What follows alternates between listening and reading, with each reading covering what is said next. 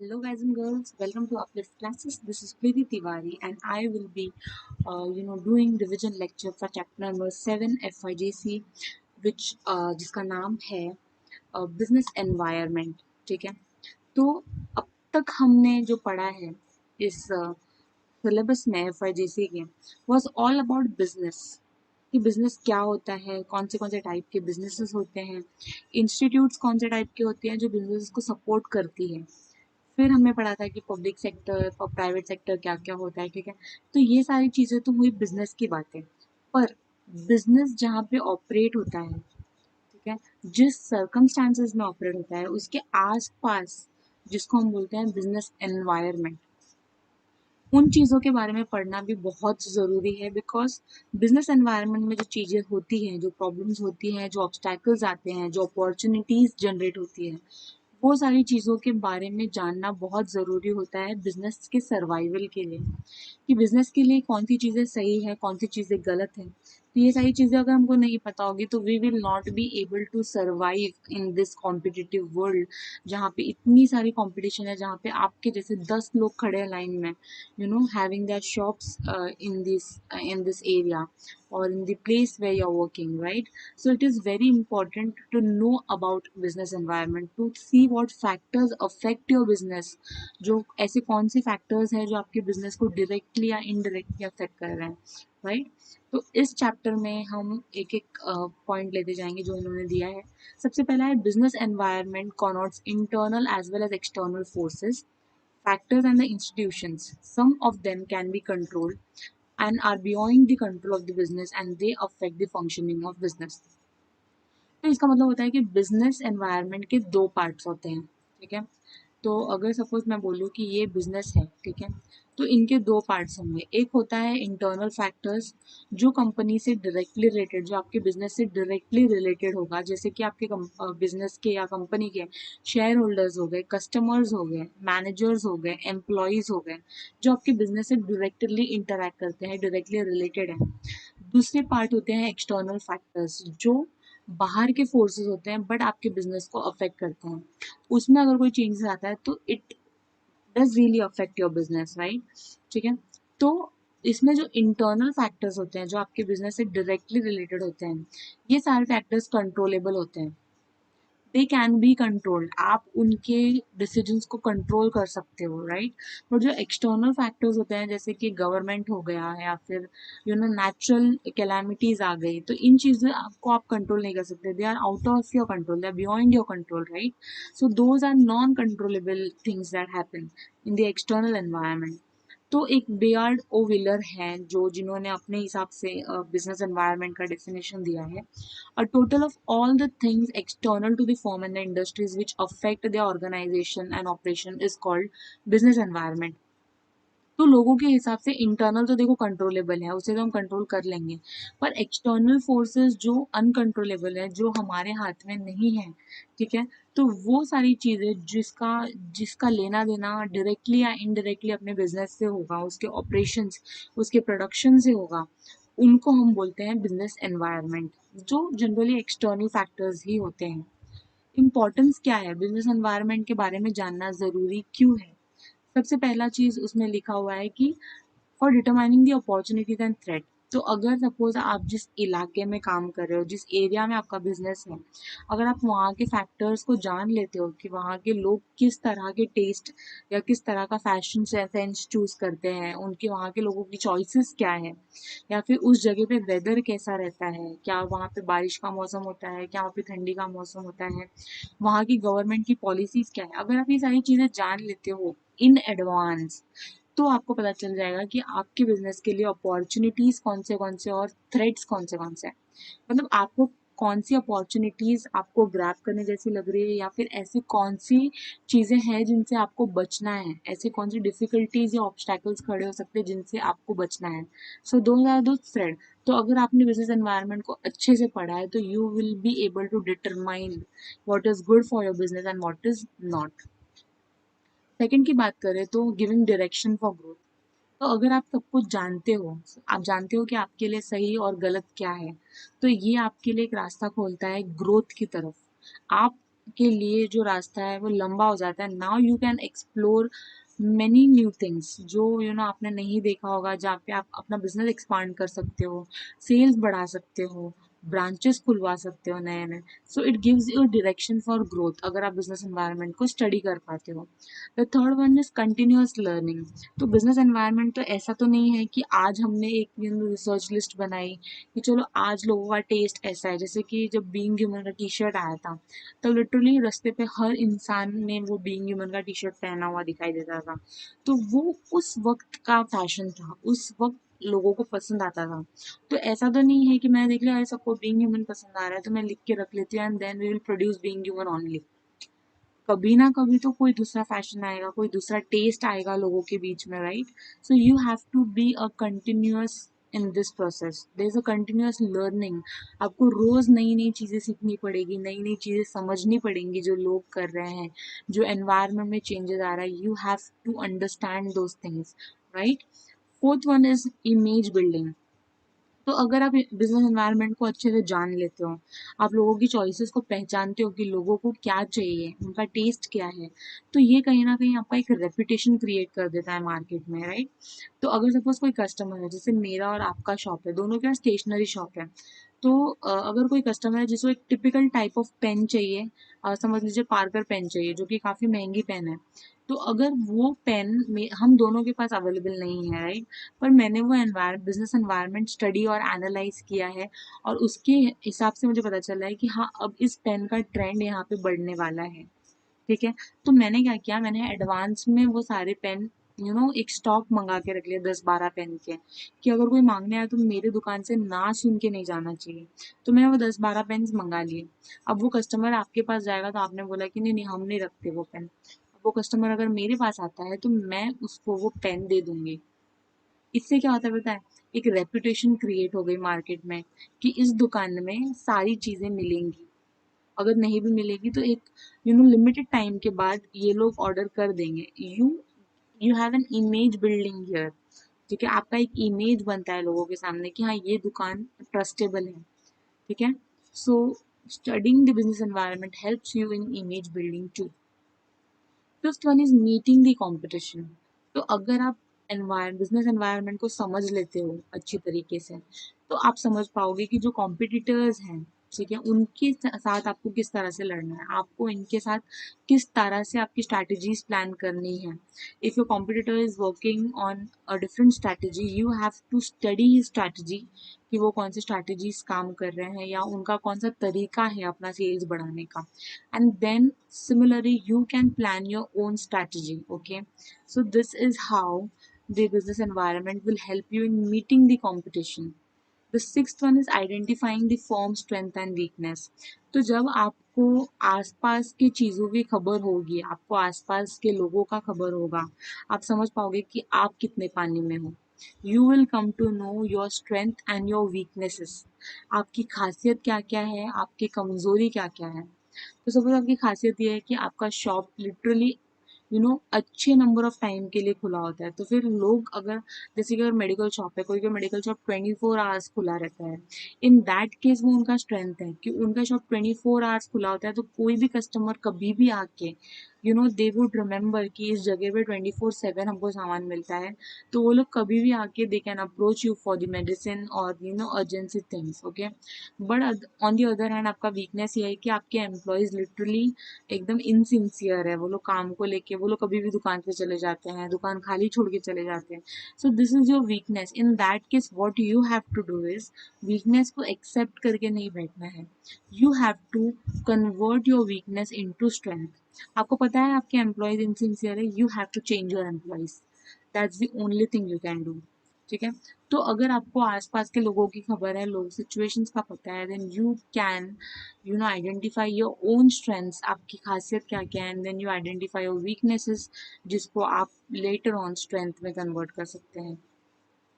After that there is a dimension of business environment जिसमें आपको external जो factors जो अनकंट्रोलेबल होते हैं नेचर में, उसके फैक्टर्स, उसके टाइप्स के बारे में हमने पढ़ा है। उसमें ये सारे टाइप्स है। सबसे पहला है natural environment, the second is social environment, the third is political environment, फिर है economic environment, and then we have technology and legal environment. Fine. तो एक एक करके पढ़ते हैं. नेचुरल एनवायरनमेंट की बात आती है तो natural environment of the business consist of factors. ऐसे फैक्टर्स होते हैं इसके अंदर जैसे कि क्लाइमेट. आप किसी देश में अपना बिजनेस चला रहे हो तो उस देश का क्लाइमेटिक कंडीशन क्या है, क्या वहाँ पे 12 मंथ्स विंटर का सीजन होता है, क्या वहाँ पे गर्मी होती है, क्या वहाँ पे मिक्स सीजन होते हैं जैसे अपने इंडिया में होते हैं.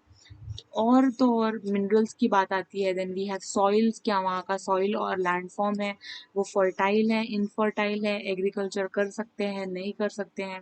वहाँ के रिवर्स और ओशंस कैसे हैं, क्या वहाँ पे फिशिंग पॉसिबल है, वहाँ के नेचुरल रिसोर्सेज किस तरह से हैं, एग्जॉस्टिबल है नॉन एग्जॉस्टिबल है. ये सारी चीज़ें आपको कहीं ना कहीं आपके बिजनेस को इन्फ्लुएंस करती है.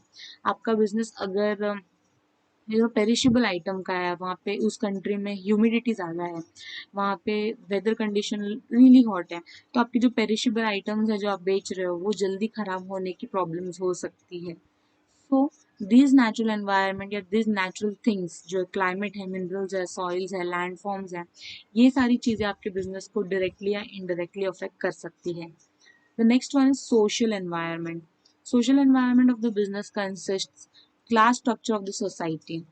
When the class structure of the society depends upon occupation, education, income level, social status, attitude towards living, their attitude towards business and social cultures. The culture includes aspect, customs, traditions, values, ethics, beliefs, social trends, poverty, literacy, life expectancy rate and other accepted behavior pattern. तो social environment की बात करें तो social का मतलब होता है society. जिस सोसाइटी में आप अपना बिजनेस चला रहे हो, क्या वहाँ के लोगों का जो थिंकिंग है वो नैरो माइंडेड है या ब्रॉड माइंडेड है, राइट. उनके टेस्ट और चॉइसेस क्या क्या है, ठीक है. उनके खुद के कुछ प्रिंसिपल्स हैं, कुछ उसूल हैं, कुछ ऐसे पॉलिसीज हैं जो वो करेंगे नहीं करेंगे. कुछ ऐसी वहाँ पे गरीबी कितनी है, ठीक है, वहाँ पे लोग पढ़े लिखने कितने हैं, लोगों का इनकम कितना है उस जगह पे, या फिर उनका स्टैंडर्ड ऑफ लिविंग कैसा है, ठीक है.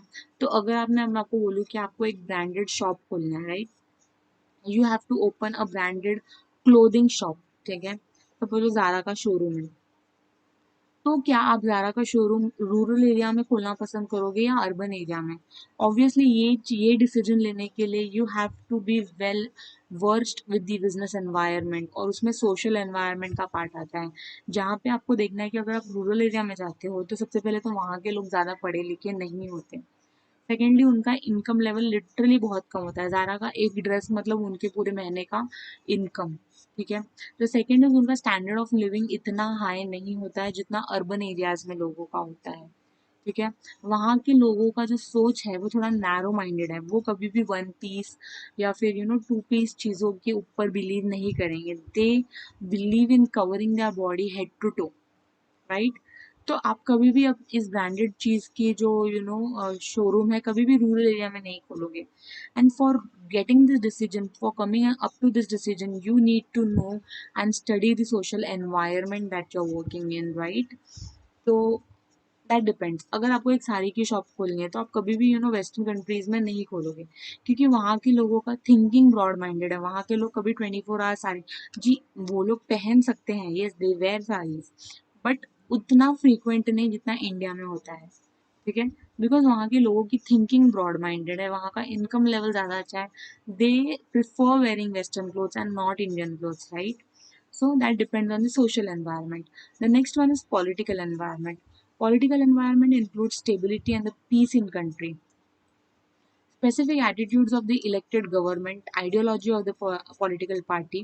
Indian political system comprises three vital institutions like legislature, government and judiciary. ठीक है. तो लेजिस्लेचर का बता दो. लेजिस्लेचर का मतलब होता है लोकल गवर्नमेंट, जैसे कि बीएमसी है, वो सारे गवर्नमेंट्स होते हैं, ठीक है. गवर्नमेंट का मतलब होता है सेंट्रल और स्टेट गवर्नमेंट. फाइन. जुडिशरी का मतलब होता है कोर्ट, जो जजेस से रिलेटेड होते हैं, ठीक है.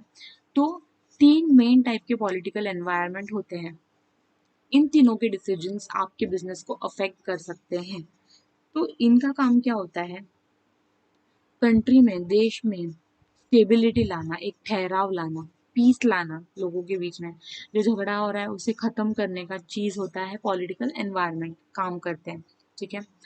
तो जो लेजिस्लेचर है, जो कि लोकल गवर्नमेंट है, जो स्टेट गवर्नमेंट, सेंट्रल गवर्नमेंट है, या फिर जो कोर्ट के हियरिंग्स के जो रिजल्ट्स आते हैं, ये सारे लोगों के जो बोली हुई चीजें हैं, ये सारी चीजों, लोगों की जो बोली हुई चीजें हैं, ये आपके बिजनेस को डायरेक्टली या इनडायरेक्टली अफेक्ट कर सकते हैं।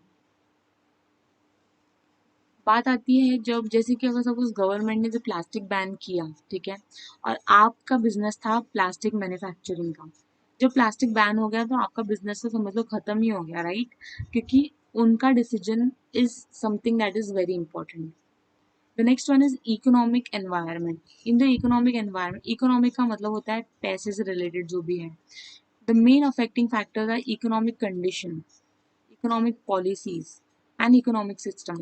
With this planning, basic economic philosophy, infrastructure, national income, money supply, saving stages in the economic development, and trade cycles are also the major factor which make up the total economic environment. तो आपके country का economic condition मतलब financially आपका country कितना stable है, उनकी policies क्या क्या है इकोनॉमी को लेके, what is their economic system, ठीक है, उन वो कंट्री में इंफ्रास्ट्रक्चर किस तरह का है, उस कंट्री का नेशनल इनकम कैसे कैलकुलेट किया जाता है, मनी का सप्लाई कैसा चल रहा है, या फिर सेविंग्स कितनी हो रही है कंट्री में, ये सारी चीज़ें बनाती है इकोनॉमिक एनवायरनमेंट। और ये सारी चीज़ों का डायरेक्टली या इनडायरेक्टली लेना देना होता है आपके बिजनेस से। If the country is well doing with the economic policies, well doing with the economic system and the economic status of the country, then you will be able to flourish your business and expand it and make it grow in that country. Otherwise उसमें कोई scope नहीं होता है growth का। ठीक है। The next point is technological environment. Technological environment consists the method and the techniques adopted for production। ठीक है। नाम से पता चलता है जब टेक्नोलॉजीज अपडेट होती है, नई नई टेक्नोलॉजीज आ रही है, it is very important that you update your self and your business with the updation in technology. क्योंकि अगर आप आउटडेटेड टेक्नोलॉजी यूज़ करते हो तो कहीं ना कहीं वो आपके प्रोडक्शन को हैम्पर करेगी। You will not be able to produce the quality goods, or you will take more time if you are using the outdated technology, right? The varying technological environment affects the designing of product. It may be noted that scientific research for innovation in product and service is a regular activity in business firm.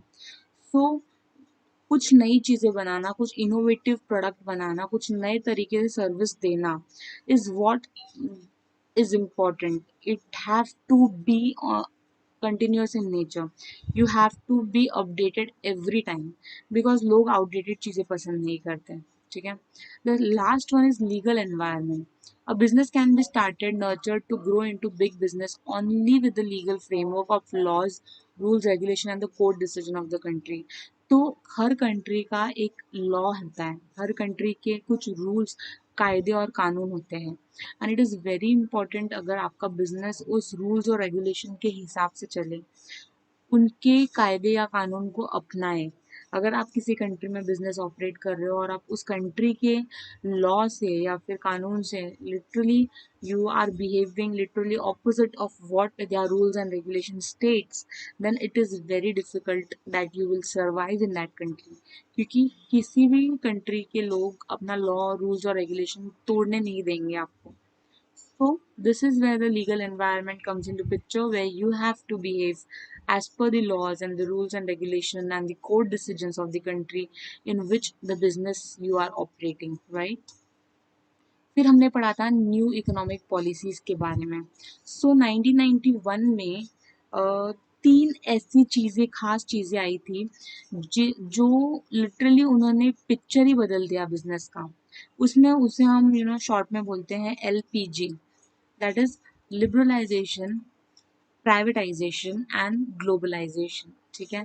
तो एक एक चीज समझते हैं। Liberalisation का मतलब नाम से पता चलता है। अगर मैं आपको बोलूं कि ये बड़ा लिबरल पेपर चेक करता है, लिबरल का मतलब होता है किसी चीज को आसानी से जाने देना या फिर किसी चीज पे से बंदिश हटा देना, राइट?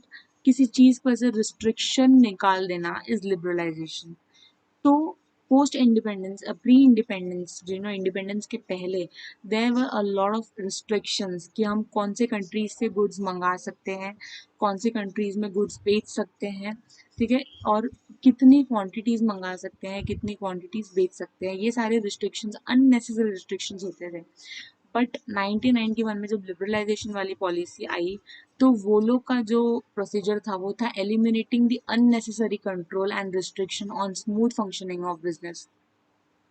तो जिन रिस्ट्रिक्शंस की ज़रूरत नहीं थी, जो रिस्ट्रिक्शंस अननेसेसरीली हम डाल रहे थे, जैसे कि अगर हम ये सामान इंपोर्ट नहीं करवा सकते या ये सामान एक्सपोर्ट नहीं करवा सकते बाहर, तो ये सारी चीज़ें जो रिस्ट्रिक्शंस है वो हमने बैरियर हटा दी 1991 में।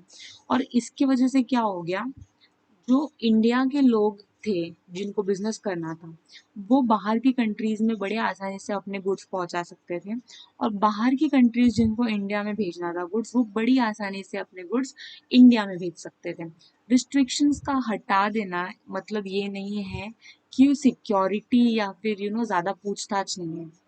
The procedure was same, but जो रिस्ट्रिक्शंस थे वो हटा दिए गए थे, ठीक है। The next one was privatisation. तो हमने फॉर्म्स ऑफ बिजनेस ऑर्गेनाइजेशन में पढ़ा था कि दो टाइप के सेक्टर्स होते हैं, पब्लिक सेक्टर और private sector.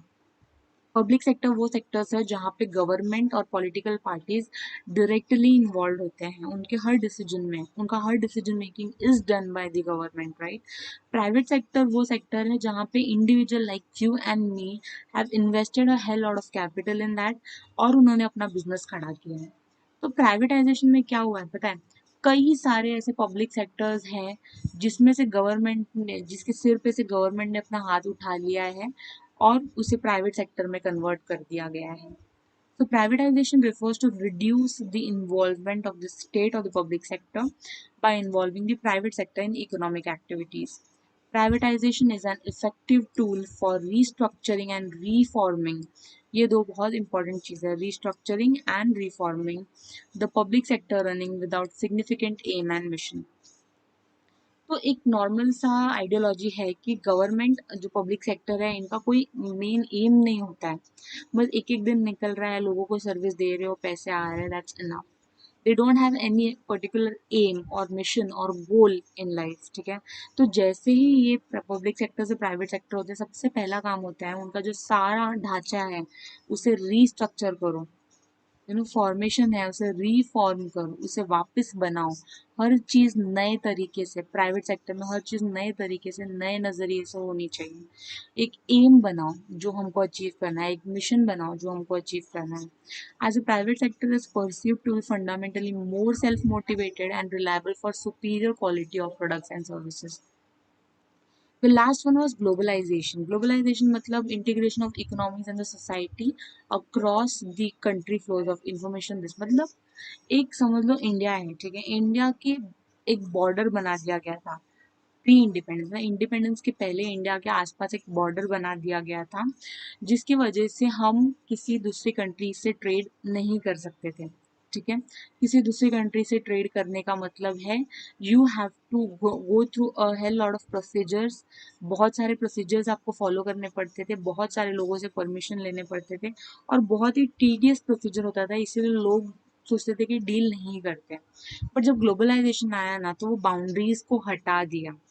Now it is very simple to export goods from India to USA or other countries, as simple as you are selling this from one state to another.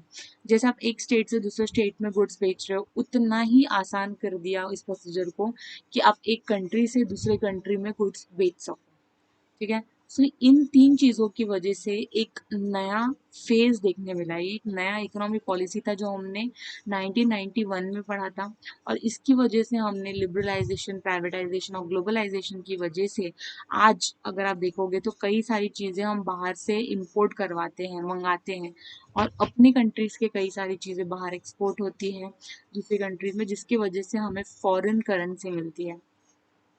अब इन चीज़ों का impact क्या हुआ है अपने business या industry पे, सबसे पहला है कि कंपटीशन बढ़ गया है।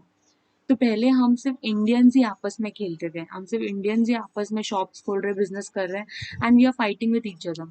पर अब फॉरेन कंट्रीज के भी इन्वेस्टमेंट यहाँ पे होने लग गए हैं। There are McDonald's, there other बाहर की कंपनीज जो यहाँ पे आगे सेटअप हो गई है, and there is a lot of competition in this, right. Second is more demanding customers. अब कस्टमर के पास चॉइसेस आ गए। पहले अगर हम देखा जाए तो पहले हमारे यहाँ पे सिर्फ खादी वाला कपड़ा चलता था, but now we have different clothes, nylon है, कॉटन है, बहुत सारे डिफरेंट डिफरेंट कंट्रीज से क्लोथ्स आते हैं, राइट। तो अब कस्टमर्स के पास डिमांड करने का चॉइस है। They can ask for what they want, उनको जो चाहिए वो मांग सकते हैं, right. The third one is rapidly changing technological environment. क्योंकि बाहर की कंट्रीज यहाँ पे इन्वेस्ट करिए, there is lot of research going on, there is lot of updation in the technology going on with the outside countries. बाहर की countries research कर रही हैं, टेक्नोलॉजी में अपडेशन ला रही है, और वो अपडेशन हमारे यहाँ पे भी आ सकता है due to globalisation. The fourth one is need for developing the human resources.